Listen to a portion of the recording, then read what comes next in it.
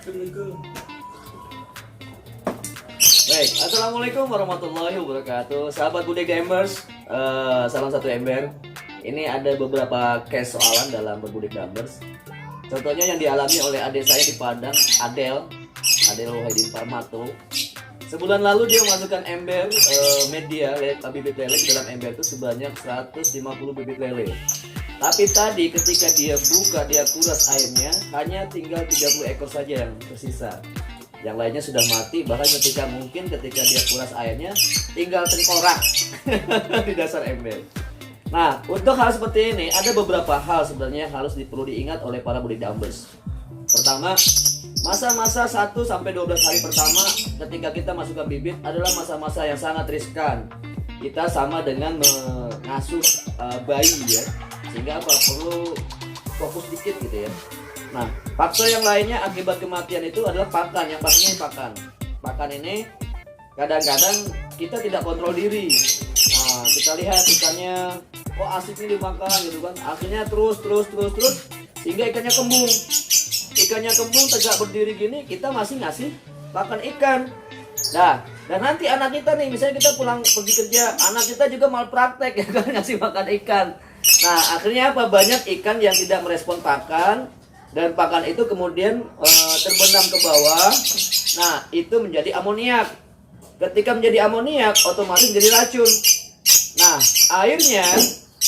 air dari ember itu akan menjadi pH-nya acid atau asam. Sebenarnya kalau untuk pH lele ini paling bagus 6,5 lah ya, pH 6 lah minimal itu. Tapi biasanya kalau karena akibat pakan itu ya itu menjadi racun amoniak di dalam ember itu sendiri. Nah, solusinya adalah pertama teman-teman harus melakukan pengontrolan terhadap makan ikan lele itu sendiri. Jangan over. Kadang-kadang kita juga salah, terlampau bersemangat ngasih ya. Terus kasih. Nah, biasakan menggunakan jadwal. Jadwalkan misalnya nih jam 9 pagi, jam 3 sore, atau jam 9 malam kasih pakannya. Jam 9 pagi kasih breakfast, itu kan sarapan saja untuk lele itu. Nah, sedikit. Nah, untuk tahap awal bagaimana melihat jumlah volume makan ikan tuh bagaimana gitu ya. Nah, kita coba dengan 1 sendok pertama. Nah, kalau saya biasanya ketika ikan baru masuk ke dalam ember dari bibitan itu, saya 2 hari tidak saya kasih makan. Nah, tidak saya puasakan dulu. Kenapa? Di air yang kita siapkan itu sudah ada bakteri untuk pakan dia, kemudian penyesuaian diri terhadap ikannya, sehingga tidak perlu kasih makan. Dia harus menyesuaikan diri dengan air medianya, dan kemudian kita tidak memberikan makan dia. Nah, ketika hari ketiga baru kita angsur dengan makanannya. Makannya juga harus kecil, karena bukaan mulut ikan juga kecil kan, tidak besar. Kasih yang paling halus biar pakannya ya, atau peletnya. Nah, dikasihlah mungkin pertama dikasih 1 tutup gitu ya, atau 1 sendok. Nah, lihat respon ikan. Kasih 1 sendok. Lihat respon ikan pertama kali. Kasih lagi 1 sendok. Lihat respon ikan. Ketika di sendok keempat dia tidak respon, sudah stop. Jangan diteruskan. Kenapa? Dia sudah kenyang. Nah, kadang-kadang ini salahnya. Ikan sudah kenyang, kita pergi, anak ngasih. Sehingga apa? Terjadi penumpukan pakan di bawah dan menjadi amoniak. Itu yang pertama. Nah, yang kedua biasanya berkaitan sekali nih antara media air dengan hasil dari amoniak tadi. Air sangat menentukan. Kenapa? Ikan itu hidup di air. Ketika air pH-nya asam, maka kemungkinan kematian ikan akan sangat tinggi. pH yang normal itu anggaplah paling minimal sekali itu pH 6 lah, atau 5,5 ditoleransi bisa. Ketika air sudah mulai bau, nah ini lagi, biasanya saya di hari ke-10 itu saya kuras kalau pertama itu. Kenapa? Kita nggak tahu nih apakah ada ikan yang hidup atau mati gitu ya, akibat stres luka di perjalanan dari pembibitan, kemudian dimasukkan kantong oksigen, kemudian dibawa ke tempat kita. Biasanya ada ikan yang stres atau luka, atau ya udah mau sakaratul maut. Nah, kemudian kita masukkan. Nah, kadang-kadang ikan ini mati tidak selalu mengambang, tapi ke bawah, dan ini banyak mungkin itu yang dialami oleh Adel. Nah, solusinya apa? Lagi-lagi air itu dikontrol. Ketika dia sudah bau, berarti ada faktor X di dalam air. Kita sendiri ketika di dalam ruangan baunya minta ampun, kita akan TKO juga kan. Nah, begitu juga ibarat dengan ikan. Jadi 1-12 hari pertama adalah masa sensitif ketika kita memiliki media budik dumber.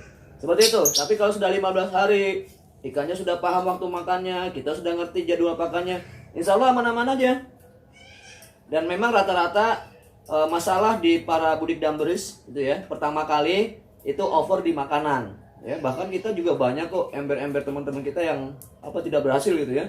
Diisi 70 tinggal 20. Nah, itu karena lagi-lagi teman-teman tidak melihat bagaimana respon makan ikan. Jadi kalau ikan sudah tidak respon lagi, jangan kasih lagi. Dan ingat, kekosongan lambung ikan itu selama 5 jam. Nah, kalau pagi kita kasih 2 atau 3 sendok ya untuk breakfastnya. Nah, nanti bolehlah 1 jam kemudian kita kasih 1 tutup gitu ya. 2 jam kemudian kita kasih 1 tutup gitu. Nah, malam silahkan lebih banyak. Kenapa? Ikan lele makhluk malam. Ikan ini ikan pampir.